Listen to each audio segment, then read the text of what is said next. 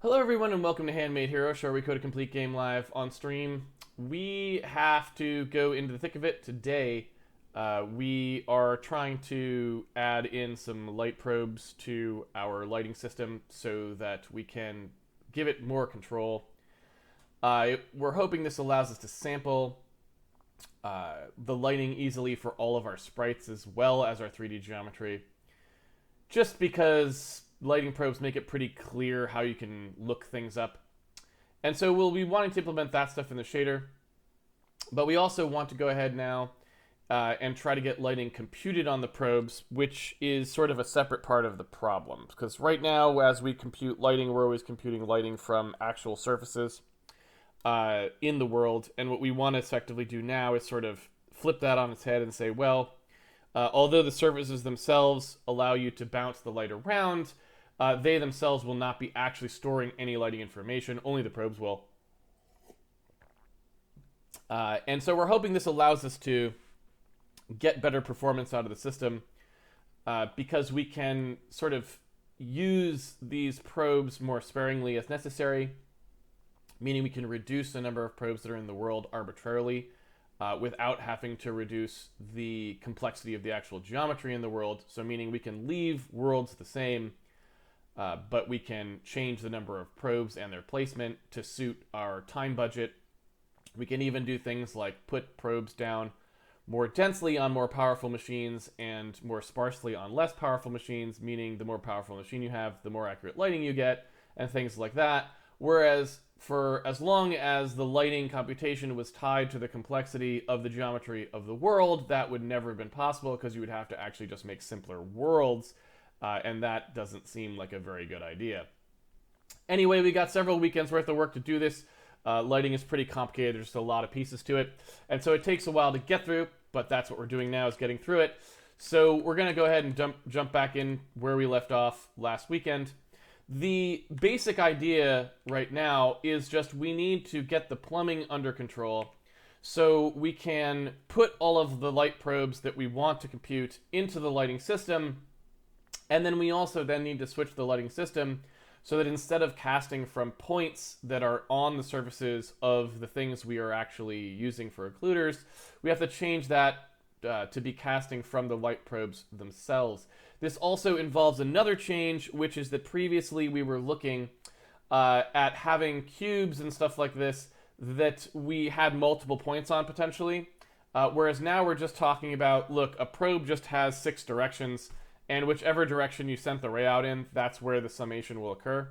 So that is sort of a separate part of the process.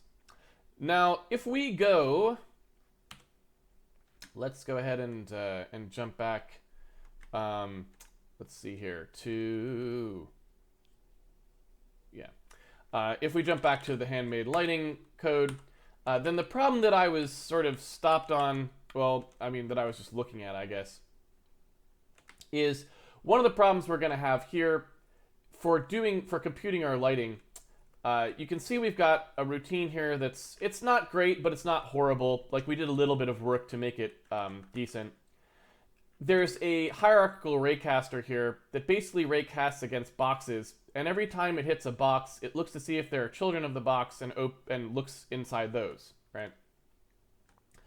Now, previously what we were doing is we were actually going through, and for each individual box we were going to actually record a hit, we would look to see which surface was actually being hit, like which one of the directions of the box.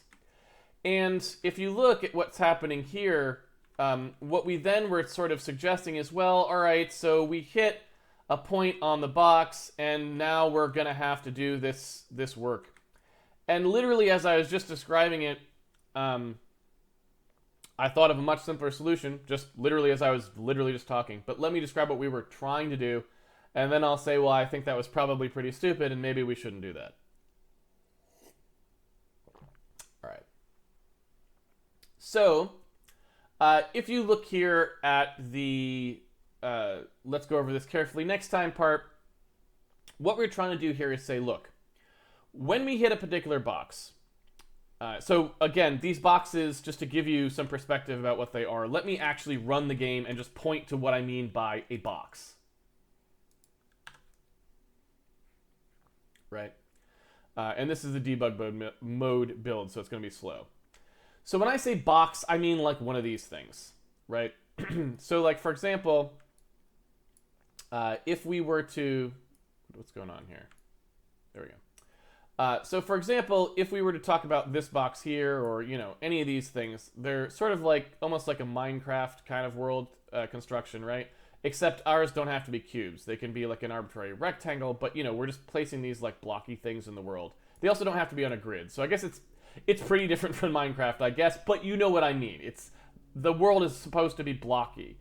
And so these blocks in the world, we're raycasting against those because they're what form the superstructure. And if we want to, if we have a large enough thing, like maybe the hero, we can put a block that we don't actually render, but that we use for lighting. We can put a block where they are if we want them to sort of cut out a little bit of the light, right? And we may or may not want to do that. We can try it and see if it looks better or worse to have it in there. But point being, that's all blocks are. They're our lighting primitive, basically. They're the thing that catches our shadows and prevents light from propagating around. And so they are the things that if I put like a light in here, like there is a light here, it will not be able to like shine into this room because there's crap in the way, right? Those blocks will stop it. Whereas in here, these blocks are all low, so the light can hit like this surface and this surface just fine. Okay, so that's what we're talking about here. So either actual world blocks or synthetic invisible blocks that we add on top of our sprites to catch light for the larger sprites that we want that to happen, if we ever do, which we may not. But assuming that we do, we would be adding like blocks in there as light catchers, effectively. So when we hit one of those blocks, we don't actually care where we hit the block, really, for purposes of the shadow. All we needed to know was the light stopped there. And so at the point where we enter this if statement, this if any true here, we actually have the information we need to finish. This is all we really need, is to say, look, we're doing 4 arrays at a time, so we have to make sure we only accept those hits on the arrays that are ones that we cared about. But other than that, we're pretty much done. So this, you know, these 2 parts here are all we really needed to do. But we then, when we go to process that hit, like after we do all of our raycasting, we're going to have 4 hits for the 4 arrays, which are the closest boxes that each of those rays intersected. We then need to hand back to the calling routine some lighting. Because when you hit, you're sending out these are light probes, they're sending out rays to see what the light looks like around them. When they hit a surface, they then need to be able to say what the lighting was at that surface to contribute back to the light probe. Now, how do you do that? Well, in a light probe system, the answer is you have to ask the light probes from like last frame. So whatever your lighting solution was last frame, you use that to light the surfaces for this frame and create the new lighting, and you propagate it forward, right? And so if we're doing that, it means we need to call, when we get that raycast and we get that hit back, we need to call the lighting function on the points that we hit. And in order to call the lighting function on the points that we hit, we would need to know the normals at the point that we hit. And since we don't know the normals at the point we would hit, we need to add some code to do that. Now, this would have been one way to do it, but it's very expensive, right? And the question is, because this was the old code we were using that actually literally came up with an index, 0, 1, 2, 3, 4, 5, right? That said which side of the cube you hit. It's not really a cube. They're right rectangular prisms, because they don't have to have the same dimensions. They can be arbitrarily like long on each axis. But, so we'll call them boxes. So we don't need that actual information. We don't care which side of the box that you hit. We just care whether or not, we just care if you can get the normal, right? And the problem that we have here is we don't know how to get that normal without sort of solving which direction of the box you had. However, what I was realizing when I was talking there, right, is I think we might be able to recreate the normal in sort of a more roundabout way. Let's see here. Here we go. And so let's talk about that here, because if we can recreate it in a more roundabout way, we would potentially be able to save ourselves some time, right? Okay, so let's see here.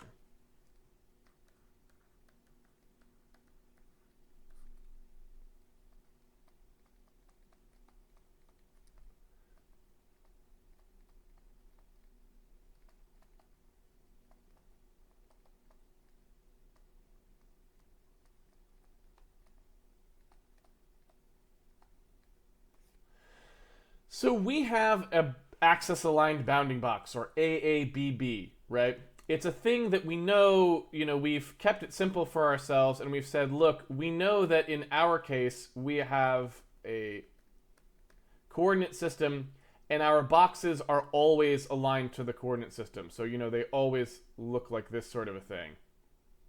Oh, that's a really bad box. There we go. So we know that they're always axis aligned. The y, x, and z axes of our box are always the x, y, and z axes of the world. Now, it's not necessarily clear that we really needed that. I mean, it's hard. There's a little more computation involved if you don't do that. But at the moment, that's what we're doing. And we don't really need to depart from that at all, because rotation in this case is not particularly important for us. We don't really anticipate needing that in the game at all. So what that means is we can use, if there is something we can do with our AABBs here, if there is something we can lean on for that during this algorithm where, knowing that the x, y, and z axes happen to align with the world, that actually can be used to our advantage, potentially. All right. So here's what I'm thinking. Here's what we know, right? We know that for our intersection, we're going to come up with some point on this AAB that's on the surface of the AABB. And we already know that information because we have the ray origin, right? So we have the ray origin plus t times the ray direction, right? Maybe I'll do it like this.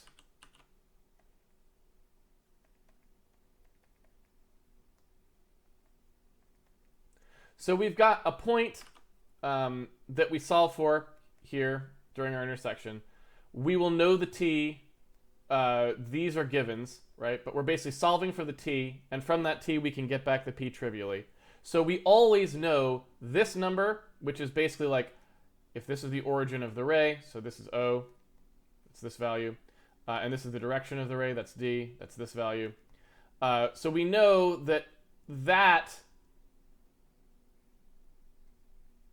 is T. I guess I should say D is like the unit vector this way, right? We know this distance is T, and so we know that O plus TD is P. That's trivial to compute. It's just a mad, fmad, right? And so we can get all of this stuff for free, because just the act of doing the intersection testing always gives us this. And so the question would be, what can we do? What's the simplest possible thing we could do to get the normal back, given that we know that answer, right?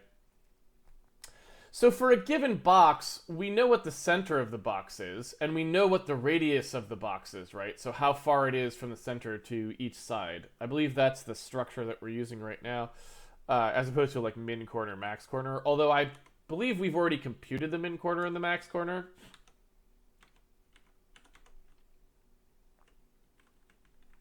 Yeah. So you can see that happening here. It does raise the question of whether we actually would rather, since we have to compute it every time, it does kind of beg the question, or I say suggest the question, that maybe what we should be doing there is maybe we should be just storing box min, box max. But I don't know. Because you can see here we have to like do this every time. Why not just do that why not just store box min, box max? And I don't really know why. So I might say here to do, Casey, should we just be storing box min and box max instead of computing them? Is there any real reason to use the radii, the center radius form? So, you know, that's a sort of separate issue, but not a huge impact to time. I mean, all we're doing is one subtract, one add per box check, which, you know, it's not going to give us a massive speed boost, but the point is, why do something you don't have to? So we should at least check that for due diligence. Anyway, so we could really think about having either of those two things, because we know that our collision routine currently needs sort of a min-max anyway, right? And so, you know, we don't really need to overthink that. So once we get our sort of position here, there's a lot of ways that we could try to create the lighting normal there, right? So if we want to use a completely flat normal, maybe we have to do a little bit more work, but what we could say is, what if we just pretended that this thing was a sphere, right? So instead of, or an ellipsoid, instead of saying, well, you know, it's a box, what if we just said that it was a sort of an ellipsoid sort of a thing, right?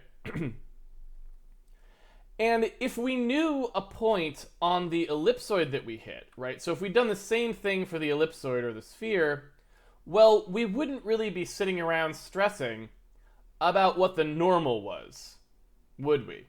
Because we would know that the normal is always going to be just the direction of the hit from the center, right? So meaning whatever the center actually itself is, we would just take P minus the center, that is the direction of the normal, right? So this is kind of like our, you know, our direction. Well, that I use that for ray direction, so we'll call this the normal direction. And then the unit length normal would just be that normalized, right? So we could pretty trivially find the normal for a sphere-based version without doing any fancy work. So the question here is, well, can we just do the same thing for our box? So if we wanted our normals to be smooth, well, we'd just do that, right? If we just actually, even if the box is particularly weirdly shaped, I think this probably would still work, right? Meaning, let's suppose you were going to kind of reach up to that point there, right? It's still completely smooth the whole way around, right? So when you get to here, you're pointing off that direction. When you get to here, you're pointing off that direction, right? And so subtracting from the center just will put sphere-like normals onto our box, which, let's be honest, because this lighting is approximate anyway, we could just use. So we could, if we wanted to, just use P minus C as our normal, right? And then we could just normalize it later. That's way, way, way simpler than what we were trying to do before, and it does give us a normal for lighting, and maybe a good normal for lighting, who knows? But now the question is, well, what if we really want to be accurate in this part of the process, and we would like it to be discontinuous? So we would like it to always point this way all along here, and then always point this way all along here, right? What would that look like? Well, as we usually do in Handmade here, let's start with the 2D case first, because usually in 3D you can solve in 2D, and then that will inform the 3D solution. There are several cases where that's not true, but in this case I don't think, I'm pretty sure in this case, since we're talking about axis-aligned bounding boxes, and each one of those elements, the x, the y, and the z, are completely independent in this case, and we know the result will be a 1 or a -1 in one of those three coordinates, it's pretty clear that this is going to be a separable problem, right? So I think we're not in a lot of risk here of stumbling into something where a solution that works in 2D won't work in 3D, but you never know. But I'm pretty sure we won't have that problem. So let's just take a cross-section and say, well, let's look at some of these cases. So what we know is that we could have something that's a fairly well-balanced shape, but we could also, in theory, because we're not really restricting our AABs in any particular way here, have a very unbalanced shape in one of the other two ways, which is to say it could be that like the x is very much larger than the y, or the y is very much larger than the x. And the reason that that matters to us is because, you know, if you were to just say like use, you know, max or something like this to figure out which one to do, you can sort of see that for something like a cube or something that's close to a cube, taking the max is a pretty close answer, because, for example, here is the 45 degree, right? And if I just took whichever the max element was, then I would sort of get this kind of a thing. And that's almost correct, right? But you can see that there's a region where it is incorrect, which is here and here. Because as soon as we get past the 45 degrees, the y starts to be larger.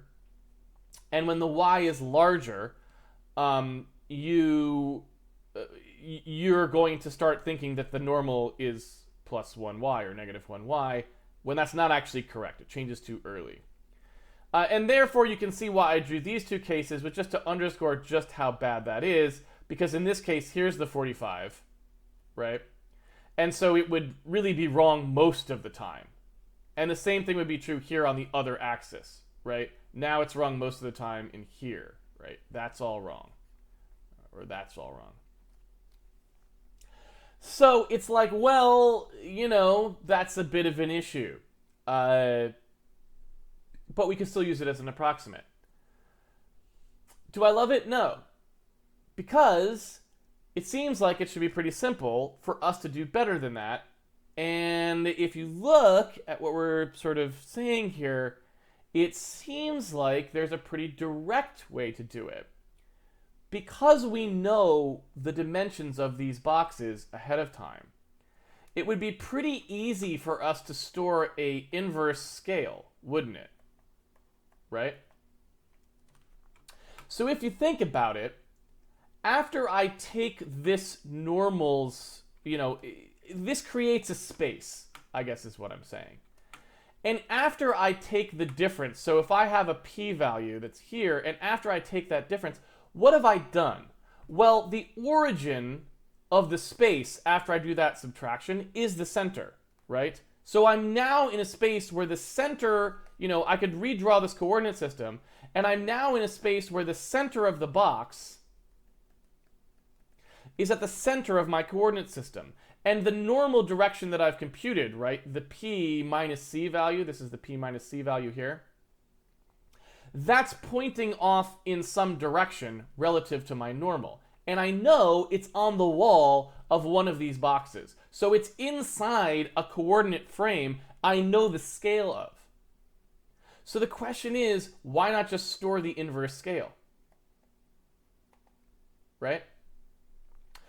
Why not just store how long the box is in y, how long the box is in x, how long the box is in z? That's our radius value.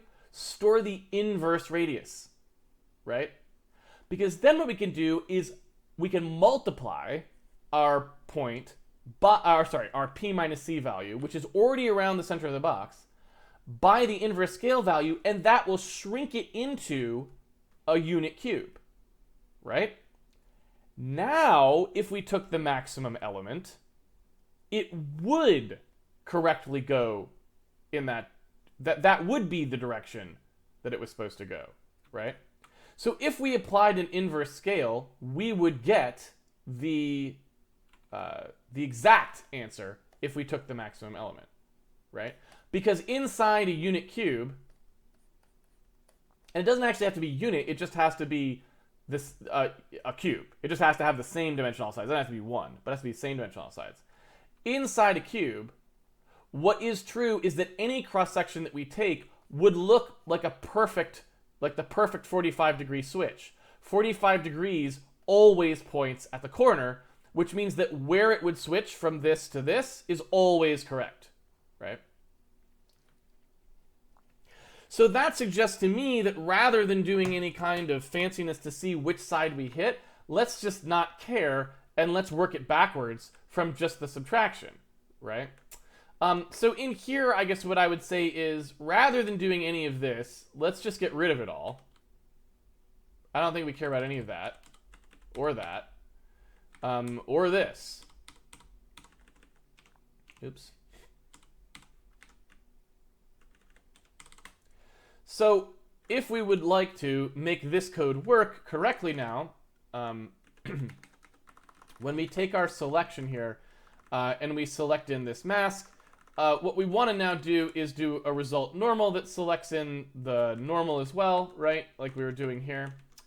So this code still wants to occur because we have to do our selection. But what we want to do now is just have our normal computation here, right? So this stuff doesn't need to be doing that anymore. We'll work it out.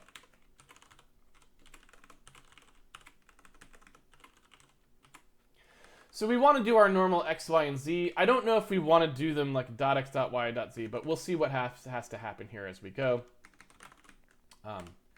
So let's work it through. All right, so here's our normal x, here's our normal y, and here's our normal z. Right? Okay. So what we would like to do here is we would like to compute, first of all, our c minus p value, right? So we want to be able to compute, you know, that vector to the point, whatever that is. So, you know, this. Now, we know where the point is because we have our t value. Excuse me. So we know this t min. So the t min value... plus, so, you know, taking the origin of the ray, which is this value here, and multiplying the t min, in fact, we can really just cut and paste this, right?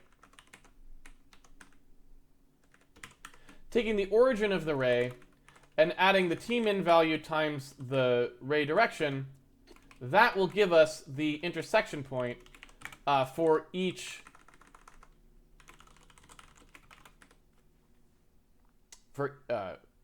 For each of our 4 arrays, we will have the intersection points on the boxes that they hit. Now, some of them didn't hit, right? They weren't earlier hits. So some of them, these selects will knock out later, right? Because we're only taking the arrays which hit closer. But it doesn't matter because we can compute them in bulk here. And then we'll only keep the ones we actually wanted. So the intersection P gets computed here. And then...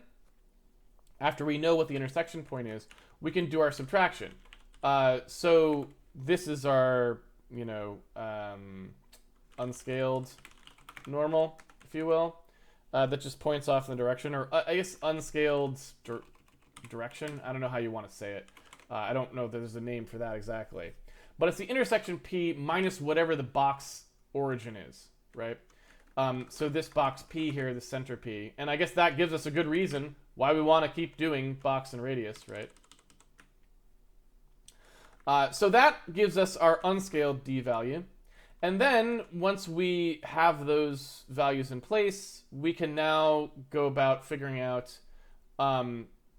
what the normals need to be, right? I'm sorry.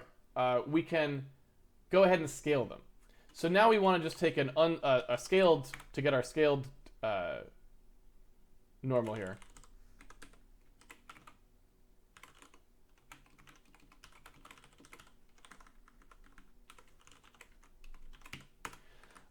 Actually, nope, we don't even need to do that. We just need a Hadamard product here where we're going to use our inverse box scale. So this is something we can pre-compute and store in the box, and then we can have our scaled direction. Now, I know what you're thinking. You're like, well, it's starting to get kind of complicated here, right? Because we have to compute the actual point, and then we have to compute the unscaled direction and the scale direction, all that stuff. But take a look at what we're actually doing, right? Let me draw this out again. If we look,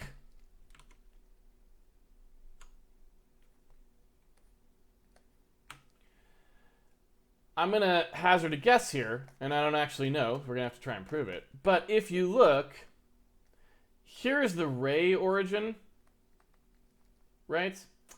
And if we took the box center, and this thing kind of comes down and hits this thing here, I guess I need to make sure I'm doing this in a way that won't pre-bias this. I'm just trying to figure out if we can get rid of some of this map.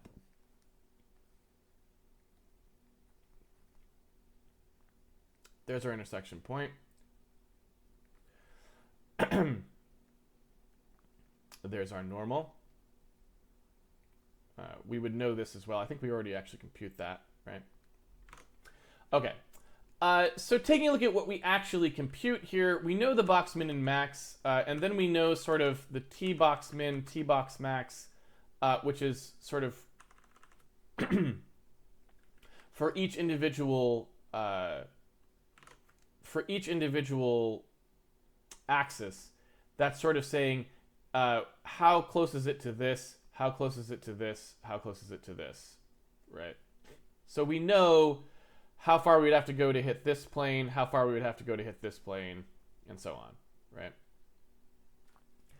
So the question is, like, is there anything we could do here that would allow us to determine what the actual normal is faster than, like, more efficiently than actually computing what that point is, right? Than actually having to do, like, the fmad and the subtract.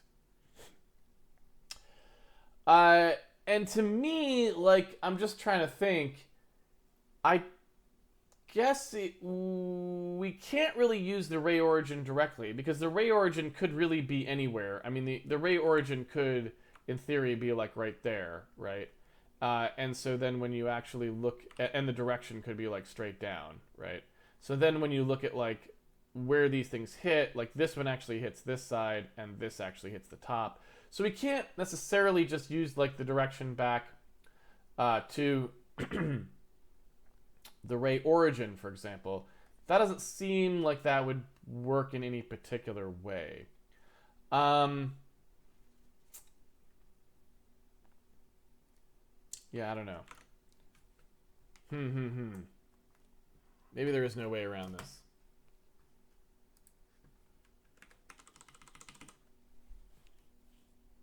I'll leave it like that temporarily, but I do wonder, this may be, I have a feeling this is too much work, that we don't actually need to do it.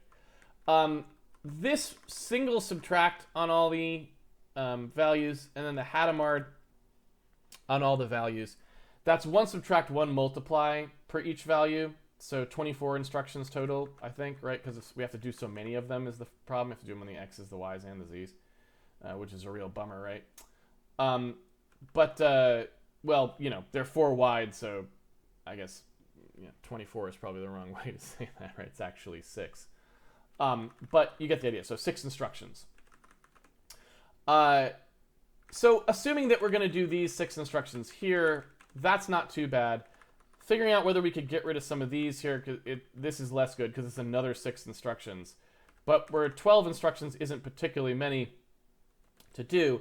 And what I was going to point out is, at that point, we actually have our answer. Because the only other thing we actually need to do with the normal here is to figure out which element is the maximum element and 0 the other ones and change that one to 1, right? And the important thing to realize is we don't need to do that yet, right? We don't need to do that yet at all. We can do all of our collisions and only store this much. Because after we've stored this much, we then know... after we've stored this much information, when we... Oh, okay, yes. Thank you. All right, fine. My brain finally figured it out. I was like, I knew that was too much information. I knew that was too much freaking work. Yes, yes, yes. Okay. Thinking about it the wrong way. Remember, we do a bunch of box collisions. Right? Let's say we do like 100 of these or something, right? There could be a lot of them. So we do a ton of box collisions. And then we do like 1 probe update.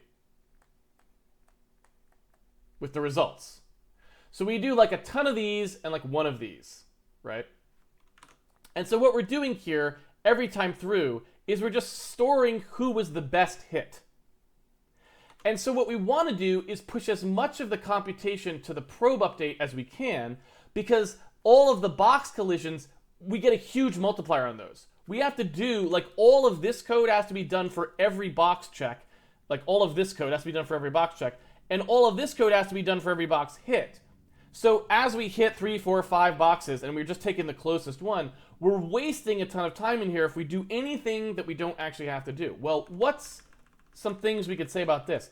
Look at these equations here. Look at what I was saying we needed to do, right? I was saying we needed to do origin plus t direction, right, to compute the point. We then needed to subtract that from the center of the box, right? And then we needed to scale that by the inverse box scale. So this whole thing had to have a scale value on it, right? But what do we know about these values that we're looking at here, you know? Well, this whole equation could just be done at the end on only the actual hit. So we don't need to do it every time. We can move this whole computation to the end. Why don't we? Well, we don't because it depends what the C and the S are. Correct? You see what I'm saying? Like, it depends what those two values are. If we don't know what those two values are, we can't do the equation at the end. So why don't we just save those? Right? Instead of computing this equation at all, just save the S and C value, and that's it. So instead of doing any computations in here, all we would do is do 6 selects, and that's the end of it. Do 6 selects to store these values.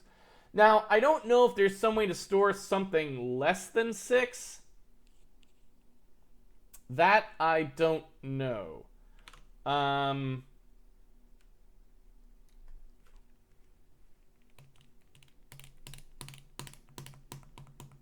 don't think so, because I think you fundamentally need an origin and a scale. So I think those selects have to happen regardless, right? So we're going to have to do a lot of selects. That's just the nature of the beast, I think. And yeah, I don't see any way around that. We're going to need to select a color in here as well, probably, for the light reflection. And so you're just going to have a ton of selects, but that's it. You don't need to do any other math. This stuff doesn't need to happen because it can just happen outside when you actually get the result back. So like here, right? So this is where we can actually do that finalization work for each individual ray. So when we're in here and we do this any true here, really I think this whole thing can just be like, look like this. So instead of normal, we'd just do like box center.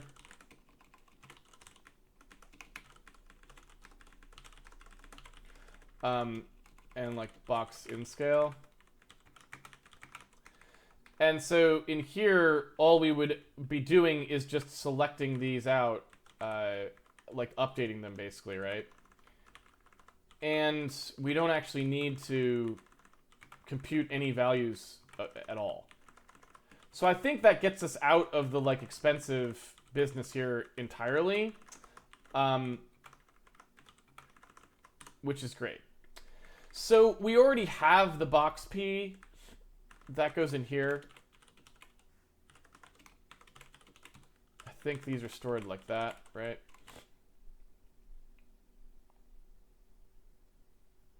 Can we select this whole thing?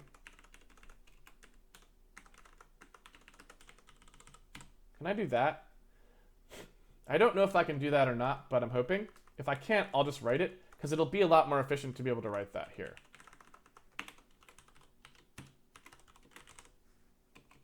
I'll call that NV radius for now.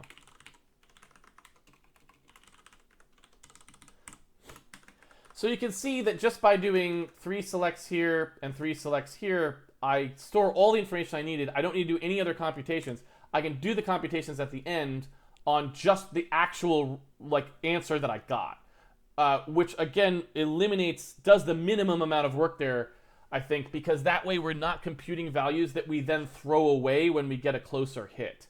So we're just remembering the information about the box rather than computing something and storing that, which I think is better. Selects are pretty cheap on modern. There's actually a select instruction in modern x64. I, of course, don't remember what it's called. But it's called something.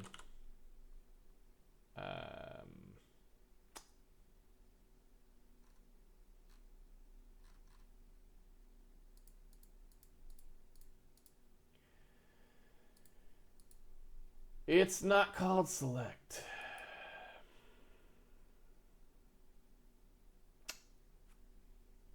I don't remember what it's called. It's not called extract. Oh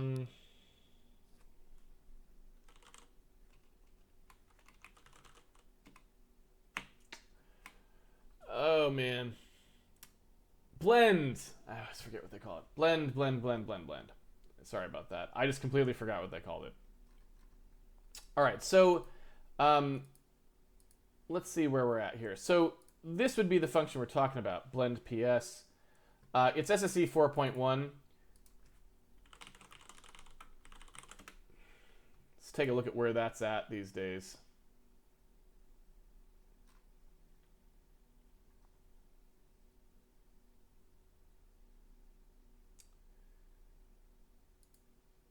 There you go. So if you take a look at where that's at, 96.53% of things in the Steam hardware survey at it. That's a pretty solid number. You're not knocking many people out by using it. And especially by the time we ship Handmade here, right? Handmade here is very slow. We only get, 4 hours of programming every week.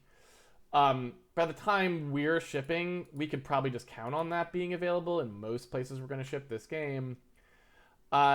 And so being able to do blending for either a blend V, which I think is what we actually need, because this blend, this one here is an immediate blend, which would not really be what we want. We want to blend based on another value that we compute. But this blend V, that's like a single instruction, right? And it looks like they don't have, for some reason, they don't list the cost of blend V. And I don't know why, but that's okay, because obviously we can look it up in the UOPS table. So if we do a search here for that, and that's C. No. How does this thing? I always get confused about how this thing works. It is SSE instruction though. Oh, duh. It's because it's this is not by intrinsic. This is by actual instruction. So if we look at the actual measured cost of this thing, you can see that it's a 2 UOP instruction, it looks like, for memory, and a 1 UOP instruction regular, which is exactly what you would expect. In our case, we would be in... sometimes we'd be for memory, but sometimes we'd be... So, we would use both of them, actually, which is fine. And then these are probably fusible, too, I would assume. I don't actually know. We look at the actual latency and the throughput, and it's fantastic, right? I mean, this is like, you can issue up to 3 of these per cycle if you want to, it looks like. So I don't know how many units they're on. So that, yeah, they issue on 0, 1, and 5. So yeah, these things are free. I guess let me put it that way. We could just do a ton of those. So we could get like 3 of these done in a single cycle. So selecting our box center would take 1 cycle, right? So that's very good. So I think that's all good, and we would just need one thing here, which is like a color value, because when we bounce the light around, we want the ability to have it bounce around with color. And so that box that we're talking about here, we want to sort of look up in there. know where we actually store those things. Lighting box. Yeah, here you go. So the ref C, the reflection color there, we want to be able to store that. But that's 3 cycles in theory, right? And, you know, it depends here whether these are in the cache or not, but they should be because they're right with the other information we gathered. So this is on the same cache line as what we already fetched. So presumably it's just going to be like pretty much free to do this. This looks really good, right? So I think that's great. That would be pretty straightforward and simple. And it would I think that will allow us to do things much more quickly. So if we got rid of those and we just went with this,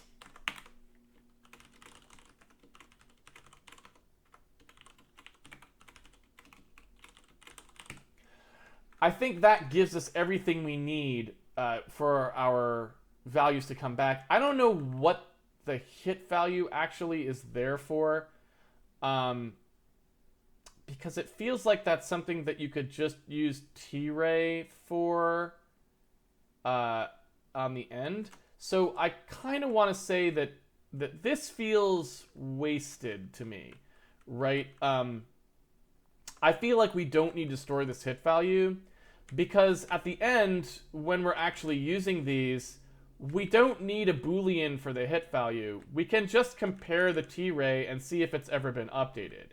So like when we plug the T-Ray in here, when we first started out, right? So this thing here, when we do our ray origin bit, right? So when we start the Raycast, the T-Ray is set to F32 max. And so all we have to do to compute our hit value is just compare it back to F32 max, right? So what we should be able to do here is at the end of this was just dumb on our part. There was really no reason for us to do what we did. We just weren't thinking that day. This hit value that we return can just be a comparison with F32 max, meaning if it's equal to F32 max, then it didn't hit, right? So what we want to do is just say something like this.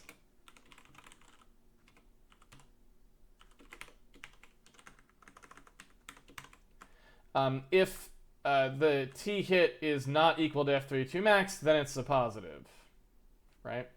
And so that gets us out of this business here because I don't think we ever actually need that, right? Like we just don't care about that at all. So I'm pretty sure we can get rid of that value, and as long as it's never used anywhere in here, which I don't think it is, right? Then I think we're fine. Oh, sorry, it's not T-hit, it's T-ray.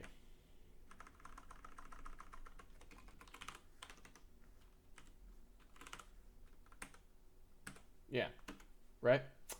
So that gets even less work, that makes even less work get done in here.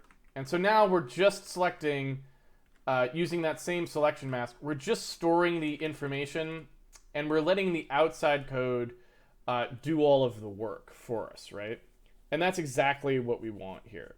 Now, there's another thing we could do here, which is we could just not store the box center in the NV radius, because now that I think about it, since the Raycast doesn't actually, you know, we can actually not do this.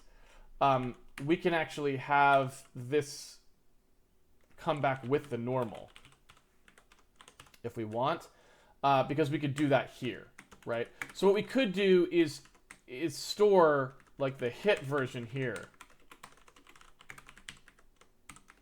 right? So these things. And what we could do is just say, look, these are going to be whatever, you know. And when we come through here, we're going to update them. Like so. And then when we get to the end, we will actually do that computation that I was like we were going to do on the outside. We could do it in here, and I think that's better. And the reason is because this is the code that actually knows what it's doing. So it, you know, it doesn't have to return special information back that the caller has to kind of like go, what was this for again? So we can do this stuff here, right? We can just say, all right, let's do the computations. We computed the best versions of the box center and the box inverse radius, right? So I guess I'll call these like hit to differentiate them, right? Like that. And so once we get that information, now we can do this stuff cleanly, right? We know what the origin is. We know what our result T-ray is. And we know the ray direction, so we can do all that. Strictly out of curiosity, do we even need to return the T-ray at all? I don't think we do. We could just return the point, actually. So I feel like maybe this Raycast result could actually also just be this. Because that way, that's the actual value that the person wants. So maybe we'll do that. Furthermore, like this result here, like this bit, I feel like we just want to now get this out of here. So we would say something like this. And compute that here. So our T-ray value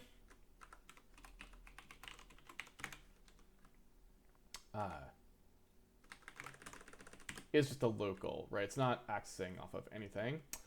And then when we come through here and we're doing our selection takes on that, we just do this, and everything else stays the same. I think that's what we want. Oops, missed one. Like so. And then we just fill them out here. So we fill out the hit by looking at T-ray and seeing which ones of them got updated. We fill out the normal, the ref color,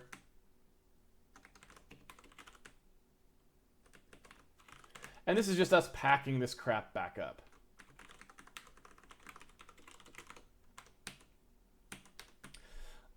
So we just fill these out, and we just need to solve for these other pieces here.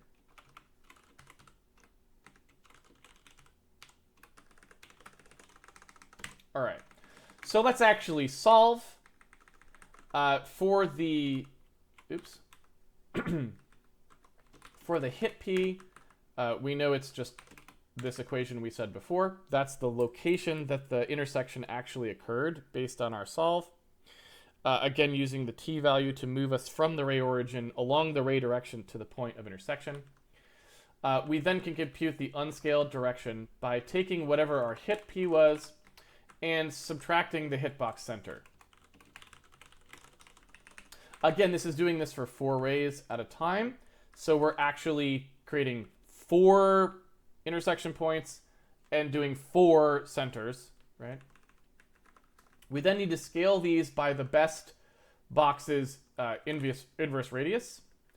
So we're effectively doing this Hadamard product here to scale the unscaled result that we get back. And then what we need to do to select our normal is we now need to use an element minimum and maximum to effectively say, let's take the highest, whatever the highest one is, we'll keep that one, and the rest we want to remove. Now, this could be kind of painful to do, and so that's why I wanted to move it to the end. I don't want to do it every time we hit, because we might have 5, 6, 7, 8, 10, who knows how many hits. We could have a lot of hits in here. I only want to do it for the final one. So once per raycast, and only once per raycast. If we cast 10,000 rays, we do 10,000 of these, rather than 50,000 of these, 100,000 of these, right? Because it's going to be expensive. All right, so figuring out what we've got to work with here, I don't know that in SSE we would have the ability to take element mins and maxes. So we're pretty much going to be restricted, I believe, to just using the mins and maxes of the, like comparison-wise, right? And so this is that's why this is a pretty tough thing to do, right? We don't know, fundamentally speaking, we just don't know which one of these is going to be minimum, which one of these is going to be maximum, and we can't look inside the elements. That's why you can see here, like we had to do this before, right? you can see how we had to do like a series of mins and maxes to figure out which one was going to actually be the minimum or the maximum. And we're going to have to do something similar here because there's no way to compute. There's no way for us to. What am I trying to say? We don't have a single instruction that looks at the elements of a particular vector and finds which one is minimum or which one is maximum, right? We're by ray though, so that's actually okay. Never mind. We're 4 wide by ray, so it doesn't matter. We're actually just going to do what we would normally do. All right, so that's fine. Never mind. Take back everything I just said. We're by ray. I was thinking we had the X, Y, and Z packed into a single SIMD register, but we don't. So we planned ahead. All right. So what we want to do now is take a look at that scale D, and what we want to do is say something. We effectively want to compute this, right? We want to say if the absolute value of scaled dx is greater than the absolute value of scaled dy, then pick x, else pick y, right? And then we want to do the same thing again, right? We want to do, like, if the, absolute value of the picked thing is greater than the absolute value of z, then, guess we want to do that. Something like this, right? And we can change this pretty easily into something that just starts with the first one. So like it assumes that it's got, a particular value, and then just does checks to see if it should update that value. That's probably the simplest way to write it. We'll write it that way first, and we'll see what happens. So we know we want to compute a hit normal. And what we can do here is we can say, well, we know that the hit normal probably just wants to be set to something like this. I guess we don't really know the sign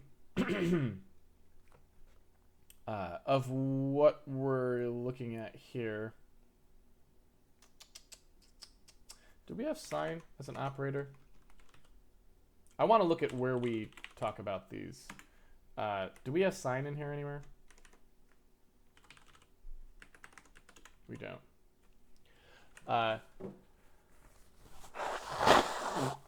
This is a place where the floating point format, having a sign bit, can be very useful to us. So we want to talk about the sign very explicitly here because we can get speed wins there.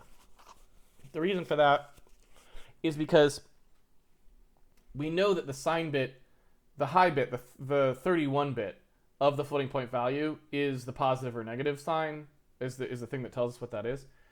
And so we can make sure that we always just directly use that instead of having to do any comparisons there. So our absolute value is just going to be an AND with a mask that gets rid of the sign bit. That's all we actually have to do, right? In fact, did we ever do that? Yeah. So you can see here our absolute value function does this exact thing. We just don't have a sign extraction, but it'd be the same, right? The sign extraction would be an AND with just this instead of the not this, right? So it'd be pretty easy for us to copy the sign of something. For example, you would just have,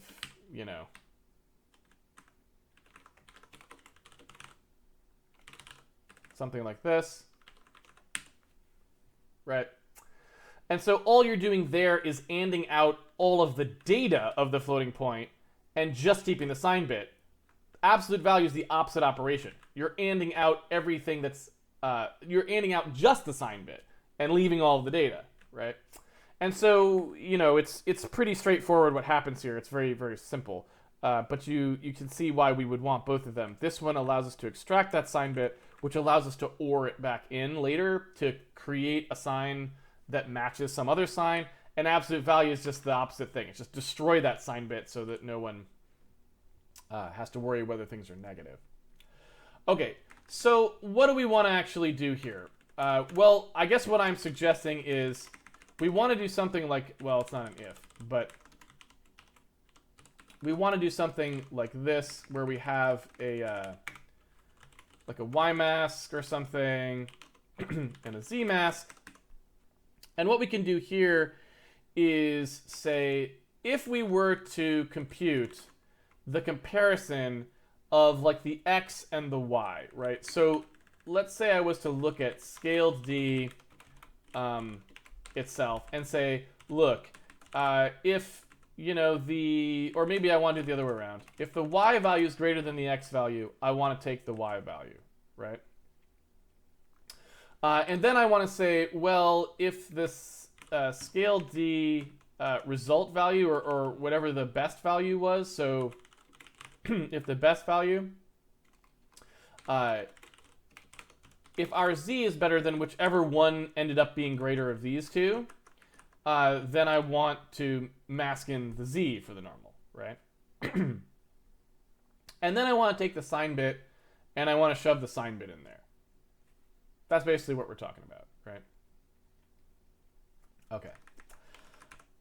So, how do we do that? Well, in this particular case, for the Y mask, we just need to pick whether we want Y or X to start with, right? Like, which one of those two do we want to actually use?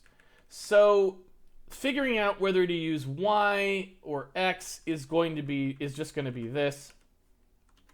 And so if I want to do a select now, I should be able to do that by selecting X or Y based on that value, right? Let's actually compute all of these so we can see which ones are which, and then, because I mean, I guess I'm just trying to work this out in my head and it's not going well, so I kind of just want to type it out because there's enough of these in there that I'm just kind of, yeah. Let's do it like this. Let's work backwards from the select. We know we're going to have to select a 1 or a 0 into each of these, right? So we've got an X mask, a Y mask, and a Z mask that's going to select into our hit normal either a 1 or a 0, presumably. Something like this, right? And so if we have to do that, it would look like this. So for each ray, which that's what our 4 wide is, the channel of the X mask will be 1 if it's supposed to be 1, or 0 if it's supposed to be 0, right? And so we can select that floating point value in there based on which one we want. Now it's worth noting that the X mask will actually just be 0 correctly. And so really you might say, looking at this, we don't really need a select because all we really need to do is knock out.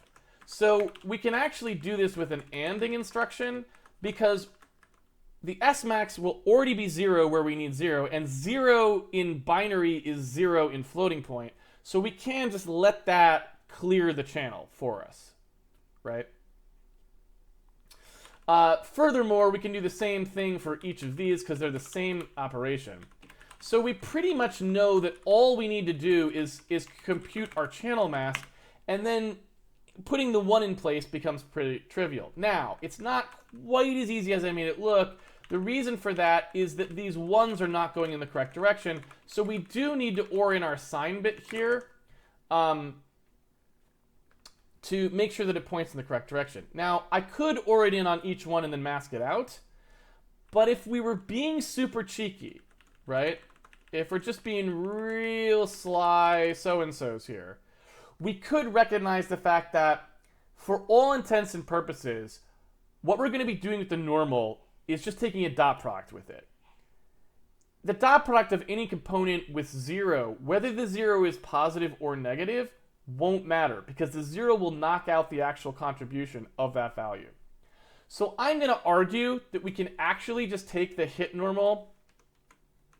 Well, and actually now I'm thinking about it, since we'd have to do it for each one, forget everything I just said. we might as well just do it on the 1. Never mind. Because then we're going to have to do 1 OR for each channel. Now that I think about it. So it pretty much doesn't matter, right? So what we can do is just say, look, signed 1 value, I guess. Do it this way. There we go. So prepare a signed 1 value. The signed 1 value is just saying take the sign bit from our scaled value, because this is the direction we know everything is supposed to point. Take the sign bit from that, OR it with a 1 value, and then that is the thing that we want to put into our normal anywhere where the mask comes out in favor of this particular component, right? All right. So then we just need to actually compute our masking values. What we want to do is start by saying, look, the X mask is just the combination of, these values. It's basically saying, look, if the scaled dx is less than the scaled dy and the scaled dx is less than the scaled dz, then it's, it's the X component that we want. It's less than both of them. And we can do the same thing for each of our masks. So in this case, we just want to do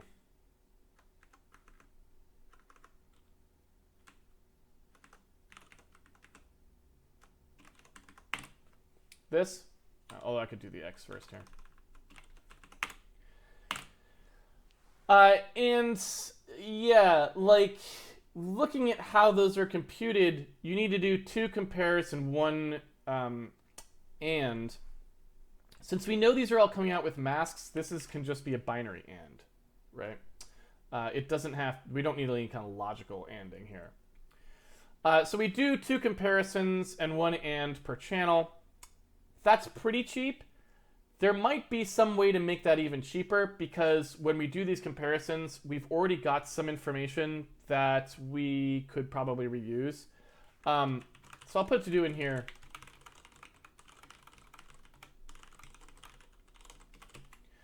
Because there might be, but at the moment, it's still really cheap, right? And since all we have to do is just this one thing at the end, seems pretty good, right? So again, that ended up being a pretty nice, concise way to do that, hopefully. But also remember, we've moved it out of the hot area of the code, so it's even cheaper because we're just not doing it very much, which is great, right? What is the problem here? I don't know what the problem is here. Probably that.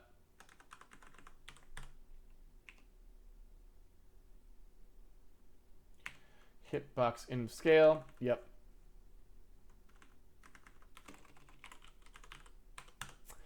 So we don't store those in radiuses, I don't think. So we're going to have to add those.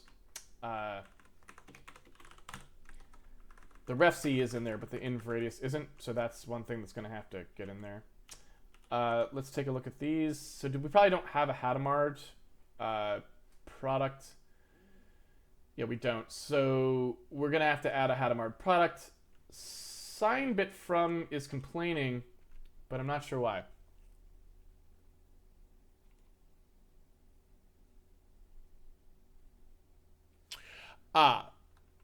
So I lied.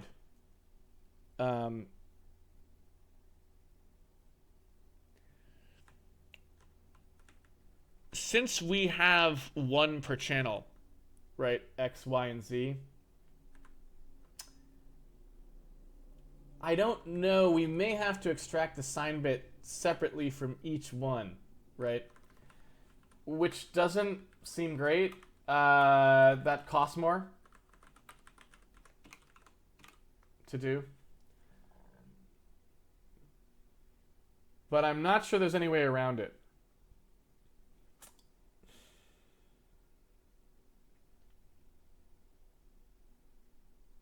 Yeah, I don't think there is.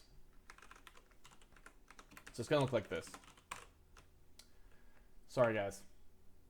I thought I was being clever. Wasn't really clever. It's always hard. Whenever I do SIMD, I get confused by lanes versus elements of vectors. My brain doesn't like that very much. And it makes that same mistake a lot. Fortunately, it doesn't really matter. The compiler will catch it for you, but it's still kind of annoying, right? We've got a unbalanced if 0 here somewhere. Not sure where.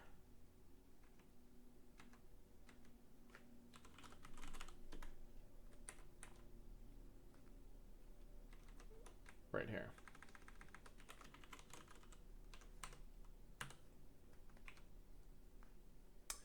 All right, so let's take a look at what we actually need here. So we've got a select that's complaining, but I think that's just because in this particular case, the hitref color, like this select only works on the members of this. So we probably want one that distributes out to all three.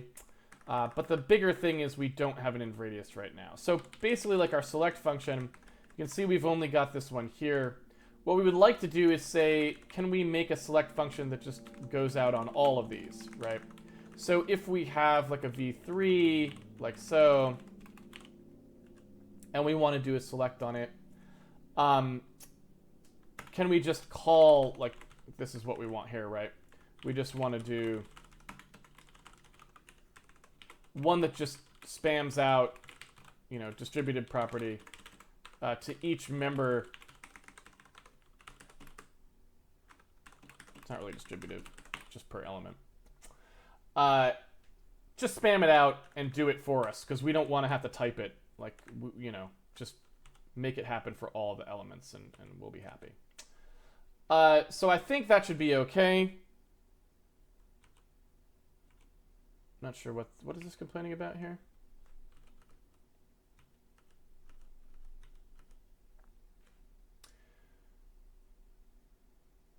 It already has a body. I thought you were just complaining that it didn't have a body.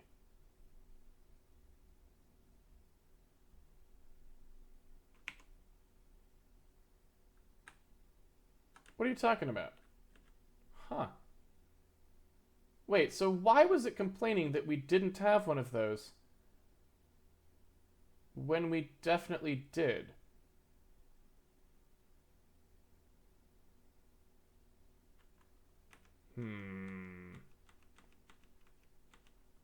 Must have a typo in there somewhere.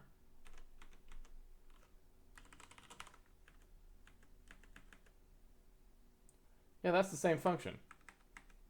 What the hey?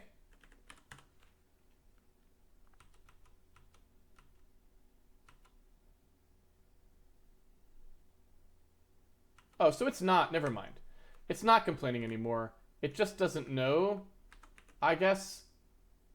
But it is complaining about this one. What's the deal? It knows hitref color. I don't know. Let's fix the box in radius and we'll see where it goes. Maybe this is just a bad error reporting situation. So in our lightning box, we need to put in that inverse scale. So we need an inverse radius here, like that. And, you know, we could use the reciprocal here if we wanted to compute that inverse radius. I don't know that we really want to do that, but we could. I think I'm going to not do it, but again, like, it's something that we could consider doing. Because remember, when you're storing these lightning boxes, it costs you something. In fact, now I think about it, let's just not, because less bandwidth is usually better. So instead here, let's just do box inv radius. We only need to use it here if we store it. So let's actually just roll that into the computation. So instead of doing hitbox inv radius, we'll just use hitbox radius, like so. Because we know we've got that. And let's do this thing.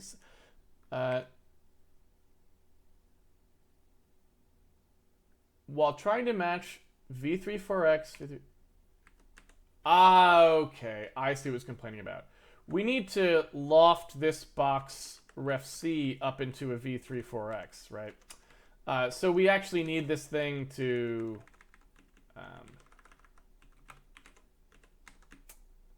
we need this thing to take that ref C and get into that. So that's fine. Okay, so now all we need to do is this hitbox inv_radius here. We really just need to do the divide. And so I'm actually okay with doing the whole divide. So if we take a look at div, right? The div PS, it's just not that many cycles. It's not great, you know, don't get me wrong. But if we started doing that before, well, I guess everything's dependent on it though. Ugh. Is there anything? The problem is there's nothing we could pipeline in there.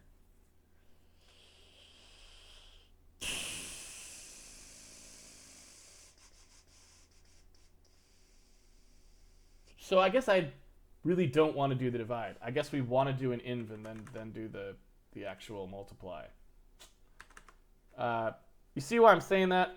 Because you look here, on Skylake, for example, it takes 11 cycles to do the divide.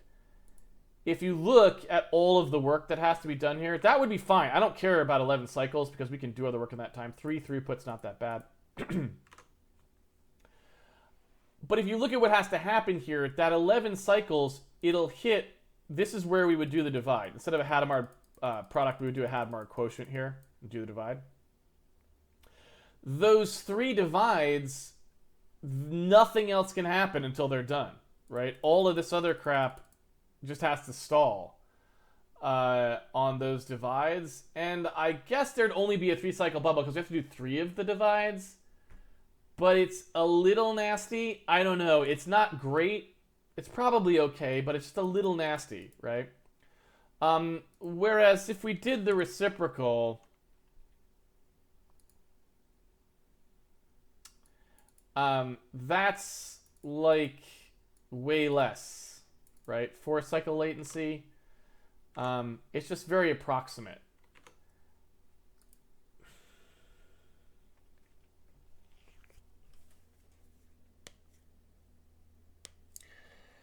You know, in this case, though, you kind of have to figure approximate's probably fine. I mean, we're not even using the value that comes back for anything other than a comparison. So, like, in what world would it ever actually matter? You know?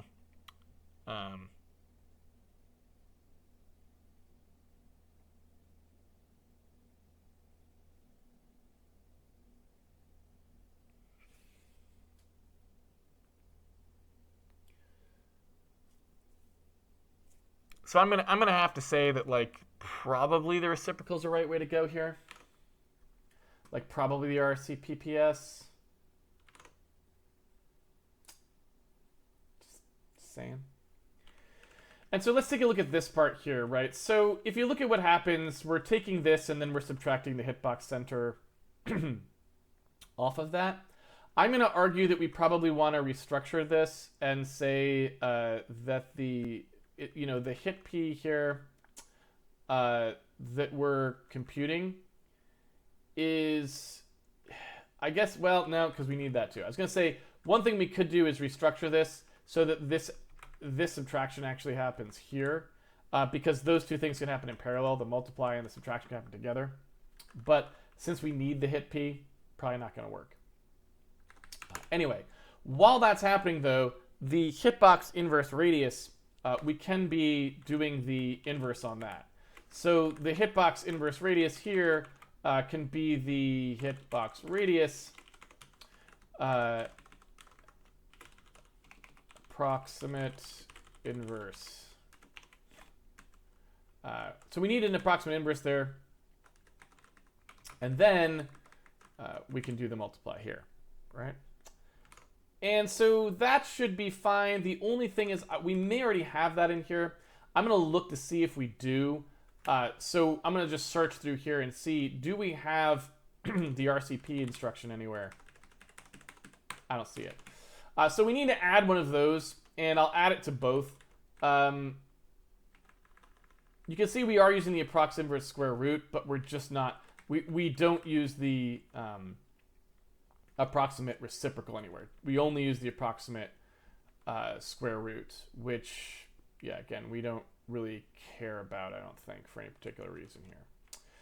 All right, so let's take a look at the approx inverse square root and try to make it look the same as that, because this is basically the same kind of instruction. So let's do approx inv, I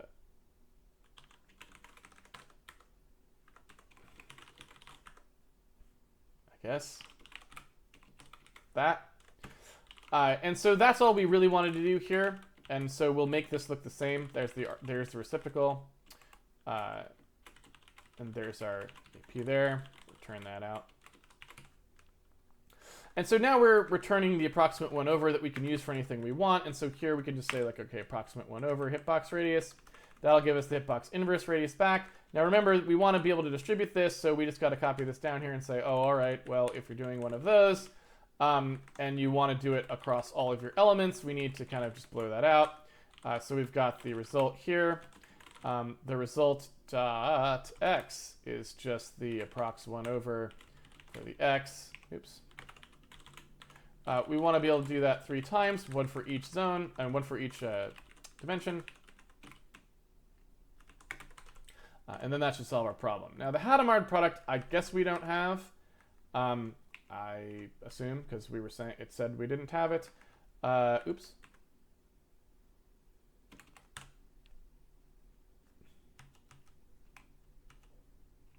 So I guess we never wrote a Hadamard here.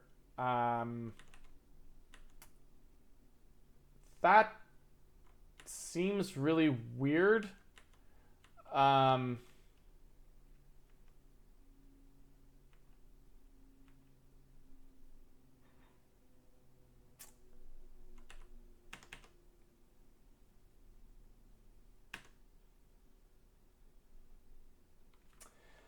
it looks like we wrote the times operator instead of the Hadamard product, which seems nuts.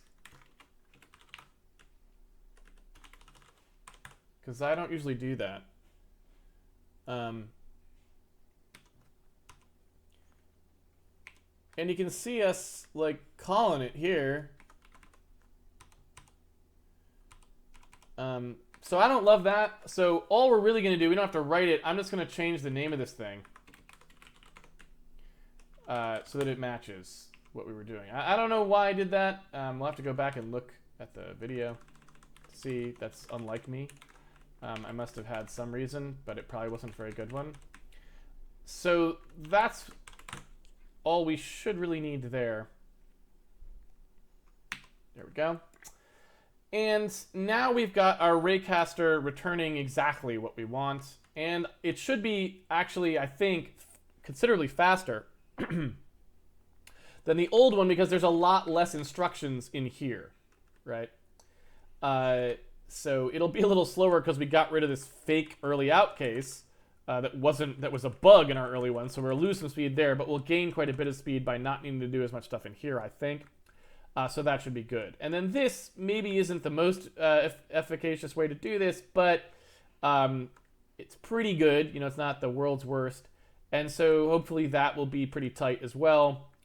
And, you know, it only has to happen after you've done all of the collision detection for an entire array. And so it's you know, cheaper in that sense. All right. So let's go in here. I don't know how much time I've got left. Looks like about 15 minutes or so. Yeah. So let's just take a look at this stuff too.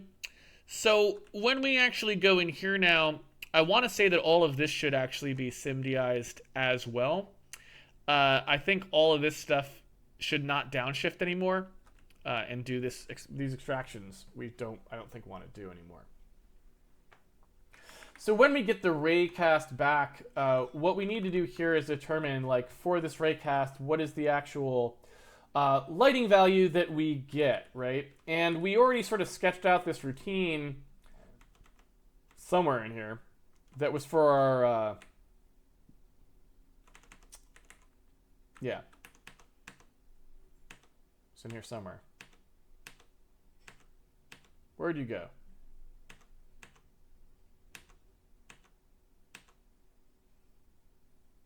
Here it is. So we already had, you know, a get probe lighting for.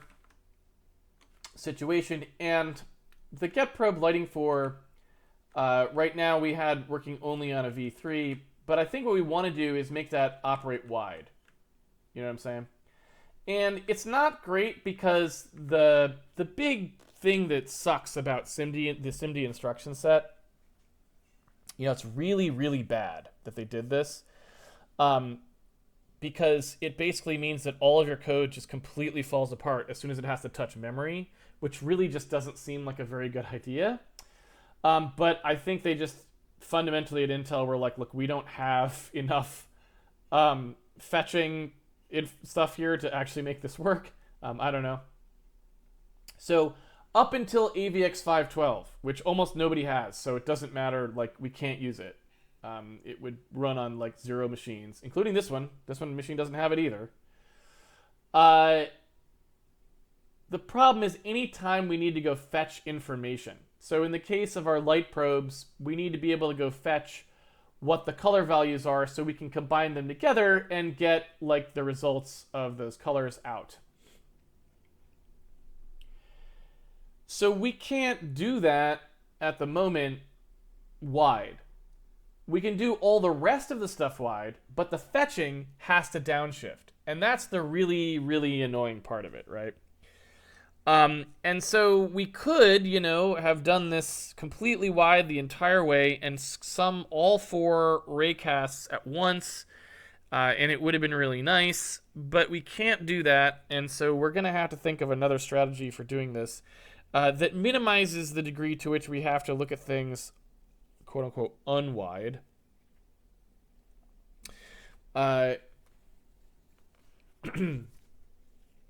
And my assumption is that that will probably involve treating the probes as wide and the rays as not.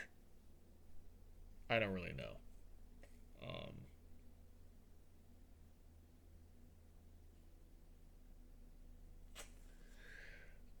You know, that's just my assumption.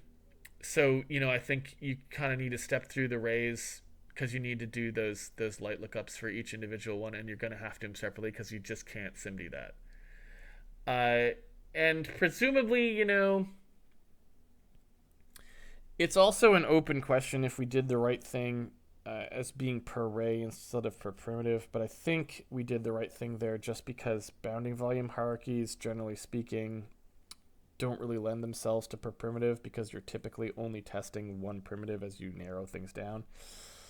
So typically you want to put your rays in bundles and not the primitives you're testing against don't typically want to be in bundles. This especially gets true as you go wider because you typically don't want to test like 16 boxes against array because a lot of times you just want to test one box and see whether you should, which side of the thing you should go down, you know, or something like that. So I would suspect, roughly speaking, you know, this is sort of the way it should look. And so when we get out of here and we end up with the 4 ray results and we need to then do something with them, I'm pretty sure what we need to end up doing here is we've got to go ahead and downshift to scalar. And then I guess what we can do is once we take a look at what the scalar stuff looks like, we can put it back into SIMD as much as we can, and we might just have to go SIMD across some other thing because per ray just won't work because of the lookups, really, right? Because, you know what I'm saying? I mean, maybe we can still do it per ray. We'll reassemble the lookups back into a 4x and go from there, I'm guessing. But that being neither here nor there, I think I'm going to call it for today because basically the next set of things we want to do is in here. So I'm gonna say that's good for now, and tomorrow we will go back and into this part of the routine and write this new version for the light probes. And then we're getting kind of close to being able to debug it. At that point, all we really need to do is go in and make sure that we're feeding light probes in, and then we can start to actually step through the code and like debug it and work it through and go from there. But we're getting close, so that'd be good. And once we get to that point, then we're pretty happy, because then we're just down to figuring out how to feed this down to the card in a nice way, which is basically just going to be like updating a voxel lookup,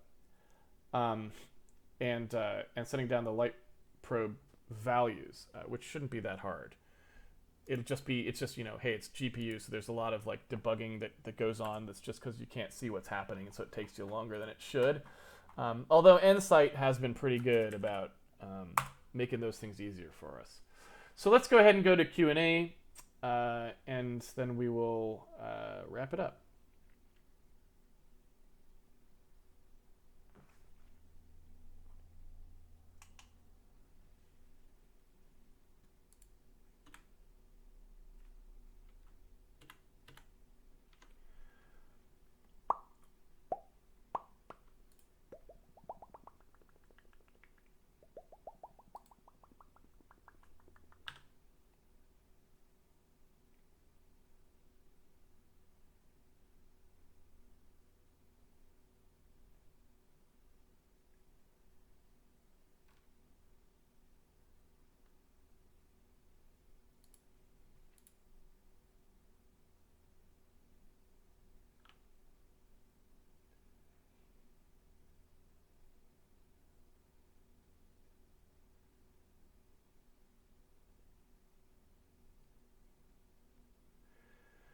Origin, Box Center, and HitP are on the same line.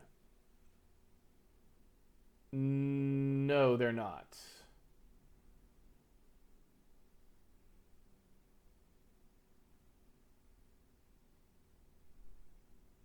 Right?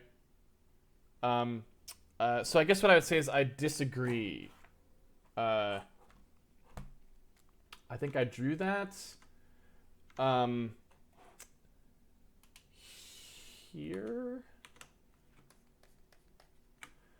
So here's Ray Origin, here's Box Center, and here's HitP. They actually form a triangle, and we don't really know anything about the triangle at all, I guess I would say, or almost at all.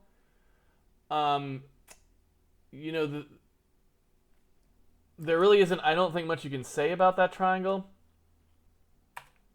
Do you believe me first? Let's do I need to go into that in more detail, or do you believe me from the diagram, LSR1? Send me a Q: back that says whether you believe that or not. I'll look it up, link Coder's question in the meantime. I've just added the C++ standard reference to the issue type name member name issue. I agree it's a stupid warning, but there seems to be no way to disable it in GCC. Ray debug against GCC then.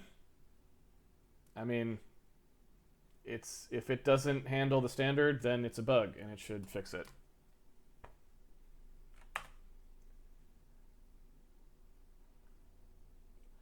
But LSR1, okay, so you believe me. Okay, cool. I guess what I'd say is I would have liked that to be the case. Exactly what you said, I would have hoped would be true, but it's just not. And so the problem is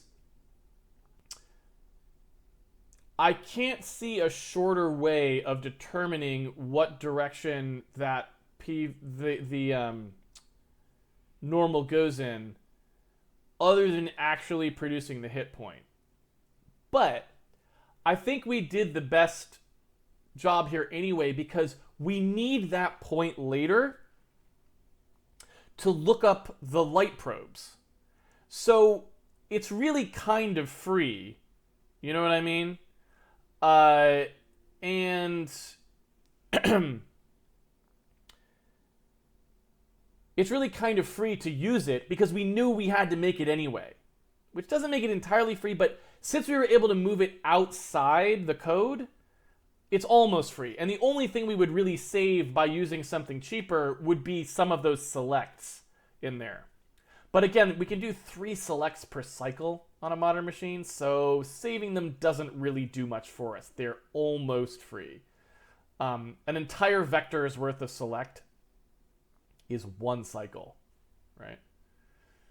So So I do think I'm not too worried about it. It would have been nice if we could avoid it, certainly, because it's always nice to just do something simpler. But in this case, we happen to be using something we needed anyway. And so that's, if you can't get away with a cheat, using something you already needed to make anyway is certainly the best secondary option. Because, hey, you needed to compute that anyway. So you're creating it's a chain dependency, which we would hope to not have, because then we could compute them in parallel. But short of that, it's the next best thing, because we're not throwing it away, right?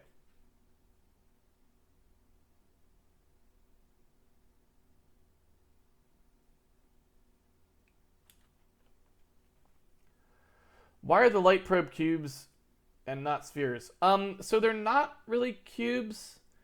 They're just light probes. We can choose to think of them however we want, right? What I did say was that we're just going to store one color value per each of the 6 directions, cardinal directions, coming out of the light probe point. But the light probe is not a cube or a sphere. It's just a point, right? And so the only decision we have to make is, how do we store the lighting around that point? You could choose to use spherical harmonics. You could choose to use a cube map. You could choose to use 6 directional lights. Anything we want, right? And we may change what that is, but it's important to remember the light probe is not a cube or a sphere. It's a point. And then the question is just, how do we want to store the irradiance at that point, right? Uplink Coder says GCC is following the standard, it's just that the standard is stupid. Oh, okay, so what you're saying is the C++ standard actually is different than the C99 standard? Why am I not surprised? So it's always like, if someone's going to do something right and someone's going to do something wrong, C will do it right and C++ will do it wrong. And I guess so.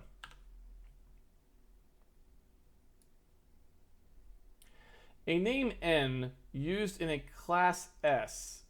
So is class also struct here because there usually isn't much of a difference between them? Or are they different? A name N used in a class S shall refer to the same declaration in its context and when reevaluated in the completed scope of S.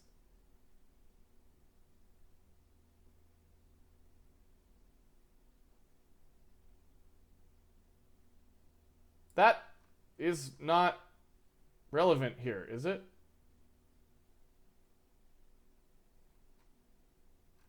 Though.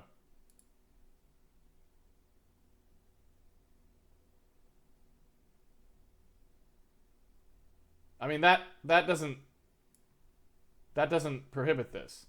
We have a type outside the class and a member inside the class, and that's fine, right? Because the name N in this case is F32 or whatever.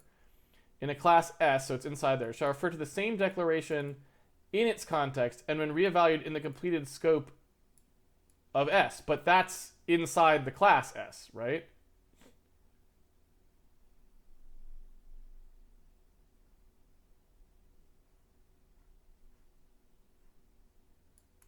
I guess because inside the class...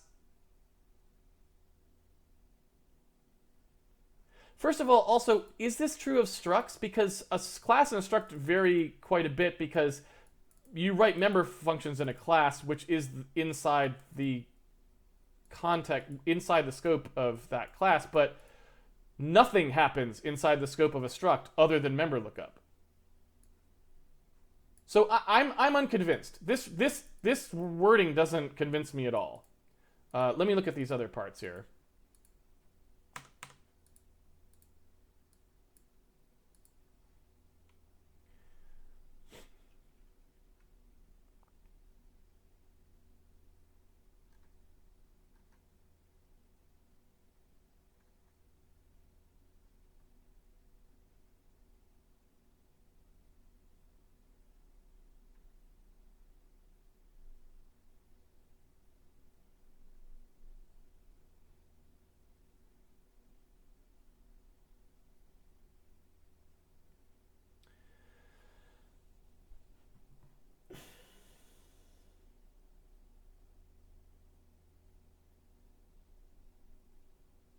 Again, I don't. So I'm.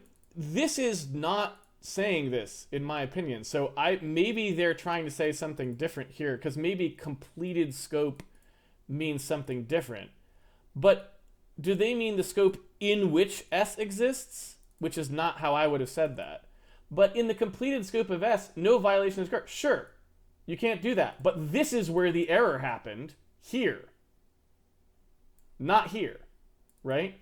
Because this is illegal, but that isn't. Because you have at no time changed what this meant in the scope of T. It doesn't mean anything. Right?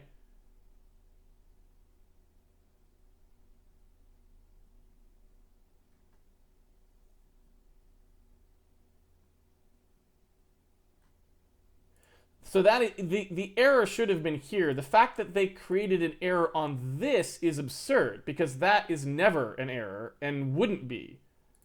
It literally has no issues whatsoever. This is the part where you've gone wrong. Right?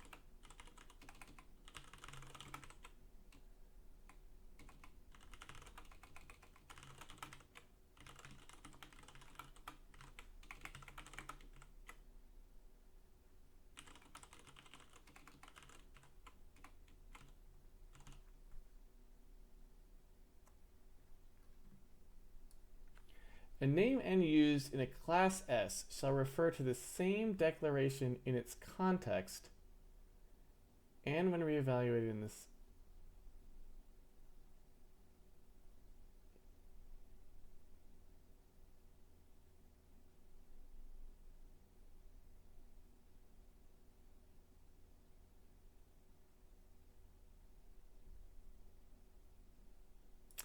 I mean, I guess the way to read this, if that's what they intended, was the name n in this case is, if I have a type foo and I'm naming a member foo, the name n is foo. It's being defined inside S. And we're basically saying that it can't refer to something different at that point as later if we were to then look at what it meant inside S.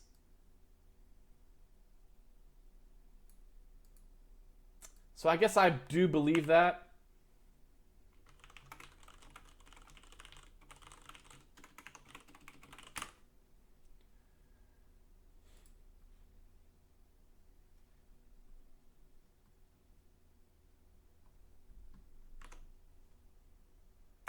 I mean, that's like the dumbest decision you could possibly make, right?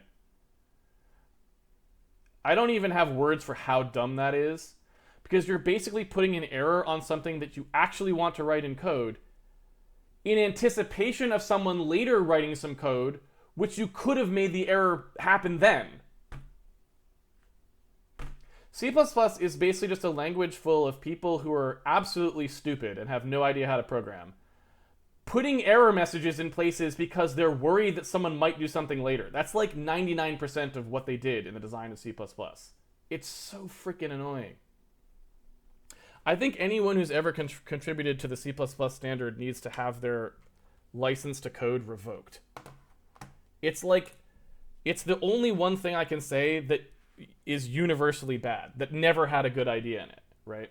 Most languages have a good idea in them somewhere.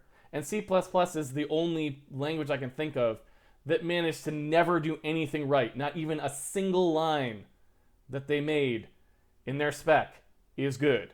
Every last decision was wrong. Every single one is wrong. How do you even do that? If I set out to make a language filled with only bad decisions, I would accidentally get one right, probably, because I hadn't thought it through well enough and accidentally made a right decision when I was trying to make the worst possible decision. I actually made the slightly less bad one because I didn't think of the ultimate bad one to make. Like, I never would have thought to add that in there. That's how bad that is. They find bad decisions no one else would have ever even thought of. I guess that's the best way to think of the C++ Standards Committee. The C++ Standards Committee is like a 30-plus year project to see if mankind can find all the bad decisions. It's like to root out possibility and to leave you only with sadness, right? And congratulations, committee, you did a great job.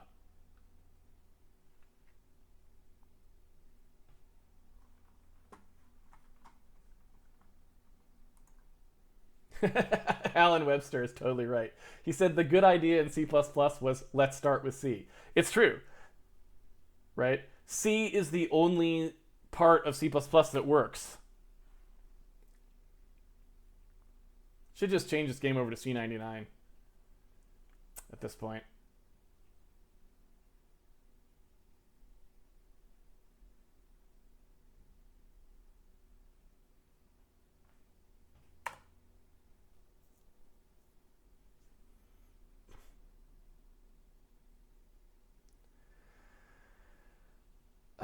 Should I work on a game engine in C or C++ or just put out games in Unity and Unreal until JAI comes out?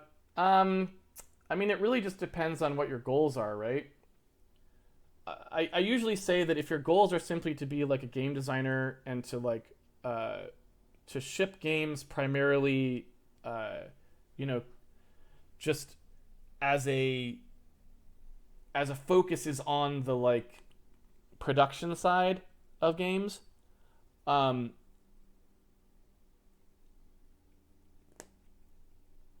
I would say that you probably want to use an existing engine, right? Because engine programming is difficult and takes a lot of work. And if you're not really interested, or if that's not the primary thing that you want to be doing, then it still does make sense to learn some engine programming because it will obviously help you when you're working on someone else's engine like Unity or Unreal or whatever. But you don't want to build your whole engine because that's not where your tastes lie, right? Engine programming is for people who want to do engine programming. Now, it is true that once in a while, and, I mean, this is, I guess, an unfortunate situation to be in, but once in a while, maybe you're somebody who doesn't really want to do engine programming, but the engines that exist can't do the game that you want to do because it's got specific, like, sort of requirements technically or platform-wise or who knows what that just make it so you can't. That's a bad position to be in, right? And I think you really have to think to yourself, do I really want to go down that road? Because if you're not passionate about engine programming, but you put yourself in a position where you have to make an engine to succeed, that sounds rough, right? And maybe you're up to the task and you're just going to, grit your teeth and do it because you want to make that game that badly. And if you do that, more power to you. That's very commendable. But obviously, it's a bit tricky, right? So I would say most of the time, the answer of should I build an engine or not, or should it use an existing engine, should be made more about what you want to do with your life and less about if there's a right answer. Because I don't think there's a right answer to that question. The right answer, there's a right answer to the question of what a particular person should do. And it's based on what they enjoy doing. Right?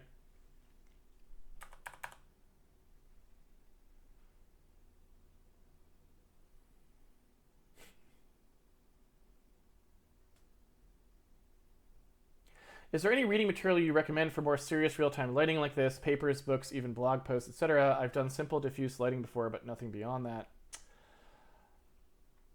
So I guess I don't.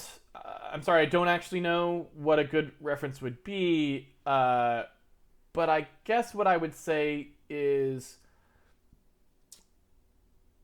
the like one possible place to start might be to just look at the SIGGRAPH courses. So every year SIGGRAPH puts out a bunch of course notes, and they're like, unlike their papers section, which is like, here is something state of the art in theory, right? It's not always. Sometimes it's something stupid, but a lot of times it's like some fairly new research. So, you know, even if it is something stupid, it's something new and stupid, right?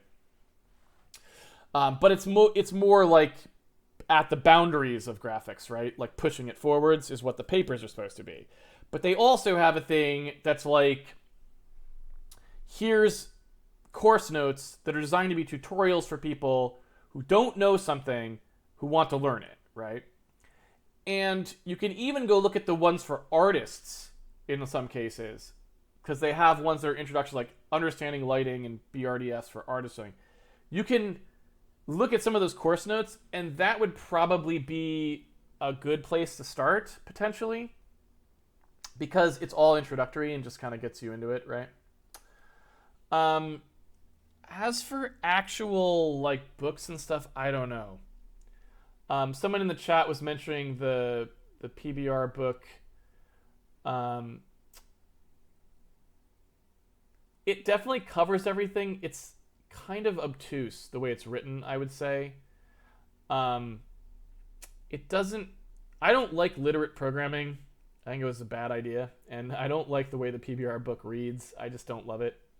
All the information is in there, but it's not the easiest to extract.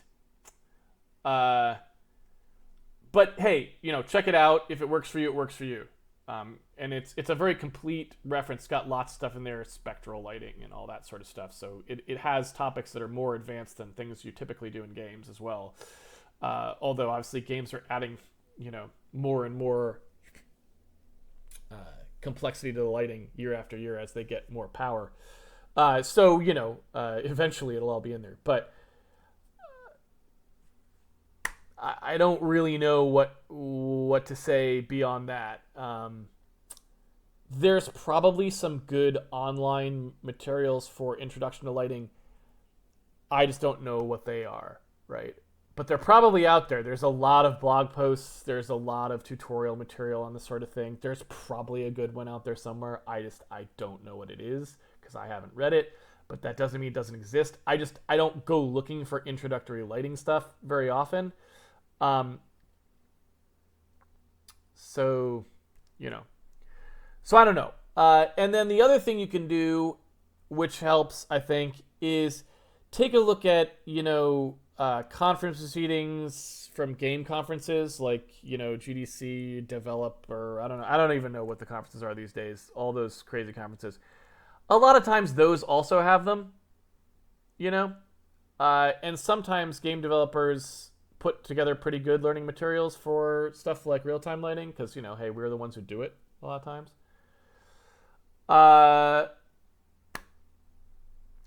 So, you know, that's another place to look.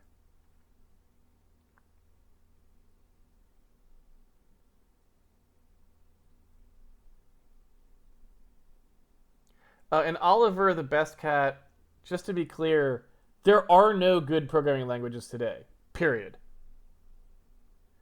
Programming language design is way, way, way behind the capabilities of current computing. So the reason everyone's saying that this and that is terrible is because it is. Everything is way behind it. We use C++ in the game industry primarily because there aren't good languages available for what we need. It's not because it's good. It's not. It sucks. It's a piece of crap. We use it because we don't have a choice. And that's just really all there is to it. So it's okay. You know, lots of people have done things with poor tools, right? It's all right. It's not a problem. It's just that's what you're dealing with, right? And so it's okay. You know, I guess I'd say it's okay. We all get by. You can too. It's fine. The reason we say everything sucks is just to make sure everyone knows that everything sucks, and what we would like to have at some point is better programming languages for games. We don't have them now. We'd like to have them later. Obviously, John is working on JAI, which is an example of trying to do that. And a lot of us hope that it comes out well, because, hey, then there would actually be a language written for game programming that maybe makes it a little bit easier to do all the things we typically do on a daily basis, instead of having to deal with C++, which makes everything that we do on a daily basis harder than it should be. So that's just the state of that's just the state of it.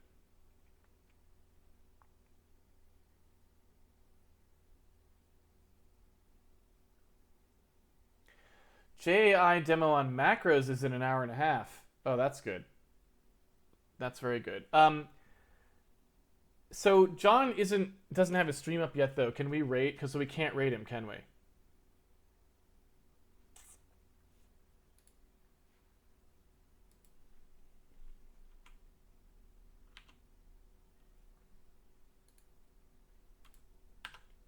John.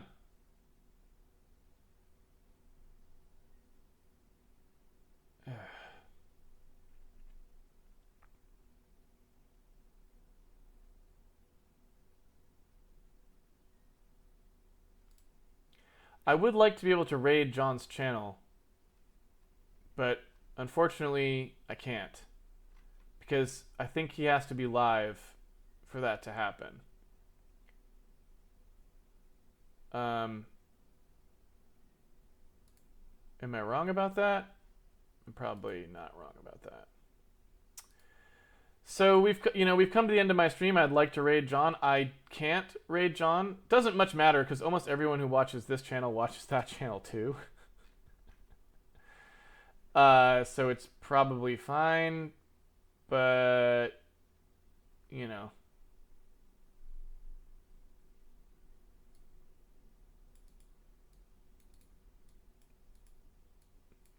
Yeah, Oliver the Best Cat, it's just true. It's true. These are really poorly designed languages.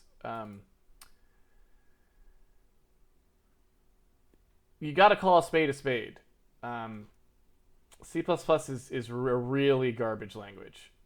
And I think that will be obvious, 10 years from now, 20 years from now. I think we'll have really good replacement languages for doing low-level programming. And I think when you look at those languages and you look back on C++, you'll be like, wow, C++ is a real piece of crap. So I think that will be obvious to everyone eventually, if it's not obvious now. So we're just calling it like it is. Again, you still have to use it. Nothing we can do about that. But that's just the reality of it, right?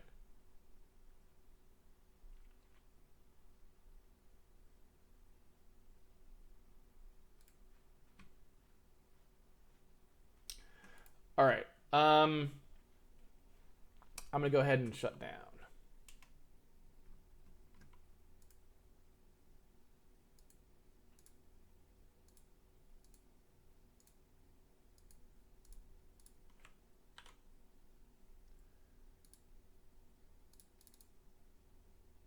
All right. Thank you, everyone, for joining me for another episode of Handmade Hero. It's been a pleasure coding with you, as always. If you would like to follow the series at home, you can always pre-order the game on handmadehero.org, and it comes with the source code, so you can play around with it at home and do your own educational experiments. I will be back here tomorrow when we will take a look at the outer part of the raycasting loop, where we update the light probe information. And that, I guess, will be the final step in the light propagation part of the system. So we will probably do that and then start the debugging process to try and get our light probes feeling solid and computing the right answers. So I think we'll try to, hopefully that'll happen tomorrow. We'll get through that. I don't know, maybe we won't. Maybe we won't.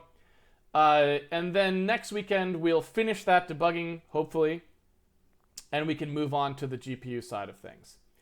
That's it. Hope to see you back here tomorrow for that. Until then, remember, JAI demo is coming up in an hour and a half, I am told, on John's channel.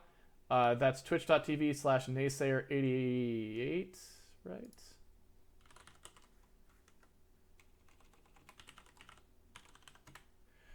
That is this channel right here. So check that out in an hour and a half. And also, I would mention there's been some news. Abner Coimbray is running this conference in Seattle. And he just recently announced that Fabian will be speaking at it. If you don't already have tickets to this, or you were on the fence about it, I would say that pretty much that's an extreme rarity. I don't remember the last time Fabian's given a lecture. He's one of the best low-level programmers that currently exists in the world, I would argue. Sorry, Fabian, if I'm aggrandizing you at this point, but maybe he's not listening. Probably we won't hear this, so it's fine. So I would say, like, that's going to be a pretty incredible speaker lineup here. And that's pretty awesome that he agreed to do that. So I'm looking forward to it. And I would assume that anyone else out there who cares about low-level programming is as well. So just wanted to point out that that speaker had been updated. Mike and Tom had been confirmed before, but Fabian just got added just, I don't even know, like 3 days ago or whatever. So that's kind of awesome. I can't wait to see what he talks about. I learn stuff from him all the time, and so I'm looking forward to that, and I hope you are too. That's about it for today. I will see everyone back here tomorrow, where we'll start to work on the light probe updating part of things. Until then, have fun programming, everyone, and I will see you on the internet. Take it easy.